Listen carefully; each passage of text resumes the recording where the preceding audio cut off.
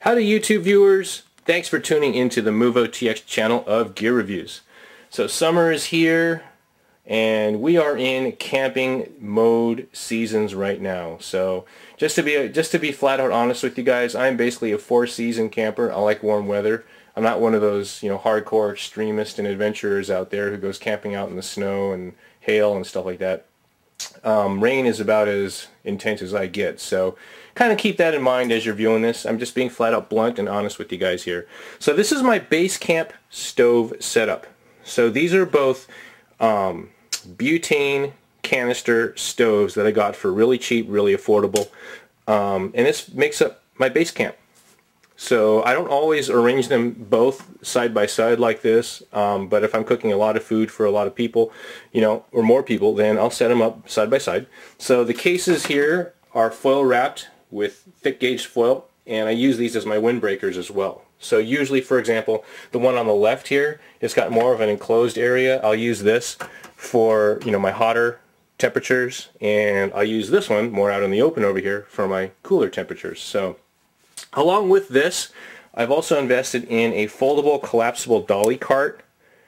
And don't laugh, guys. Camping to me shouldn't be about survival. Camping to me is living. And you're going to want to live well when you're camping. And that's what makes it fun. So definitely invest in one of these guys for 10 bucks, 15 bucks, whatever. It folds up really compact. And this allows you the flexibility to at least relocate yourself someplace farther off from your car. I can very comfortably hike for a while, for several hundred yards at least, and just get out of there, get out of there, pitch your tent in a more remote location away from your car. Even though technically you are car camping, this actually makes it a lot easier, I've found. So at any rate, let's zoom in here and focus here in on the stoves and get going with that. So here you see everything folded up compact. So this is the dolly cart that I was explaining to you. I'll fold this up with bungee cordage, and I'll keep this like in the vestibule area of my tent once I do set up camp, and I'm good to go. So that's enough about that. And here's the stoves completely folded away and stowed away. That's really all they are. Two little suitcases. They're lightweight. Like I said earlier, they're really affordable.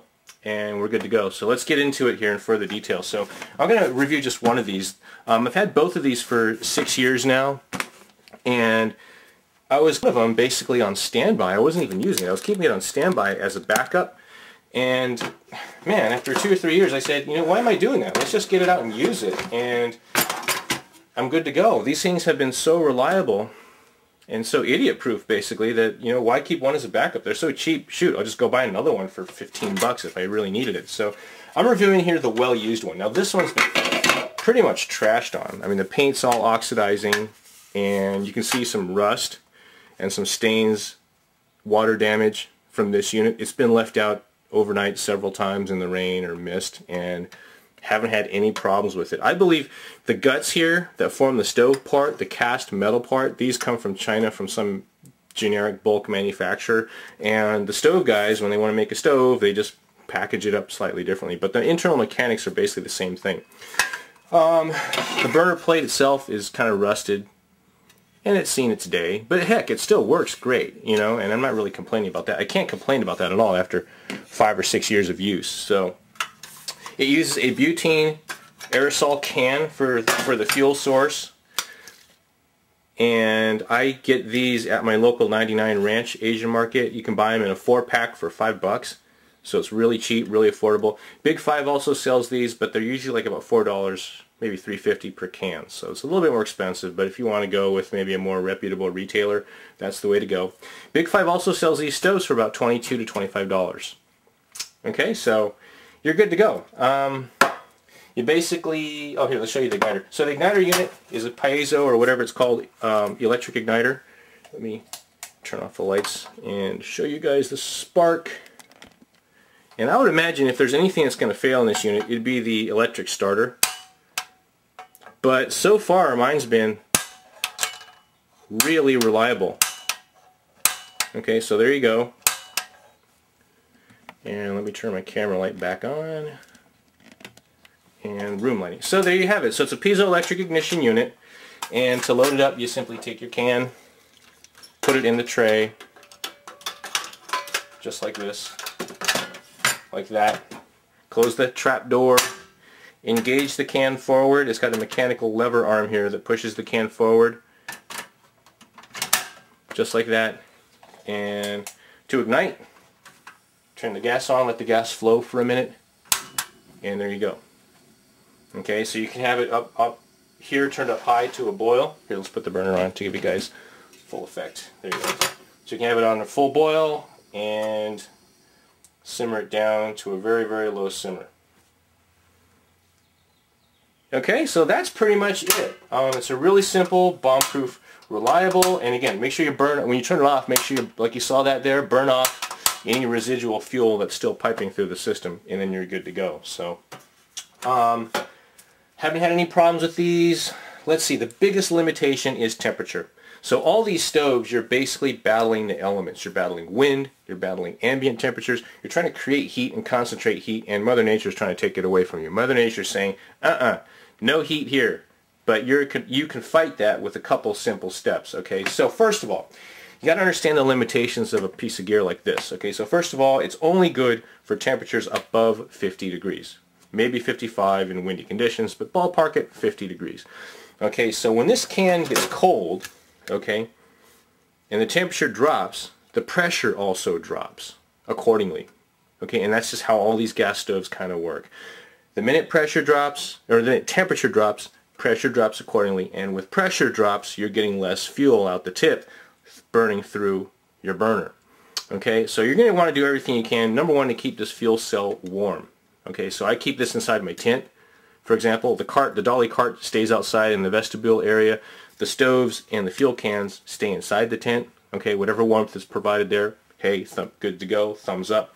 When I'm using the stove in colder weather conditions, I'll actually have two of these cans. I'll take the first one, shove it in my coat pocket under my arm or something to keep it warm, while the second one does its thing and slowly drops in temperature. You'll know it drops in temperature. You'll see the flames kind of die down a bit. Your food won't be as hot, and you can physically touch it, and it's cold to the touch. You'll get moisture condensation around the can. It's like a cold can of soda out of the refrigerator, basically. Once that happens, you're going to want to disengage the fuel, pull the can out, and take the can out of my coat pocket and load that one up, and repeat the cycle. Okay, so you're kind of doing this cooling and warming, cooling and warming.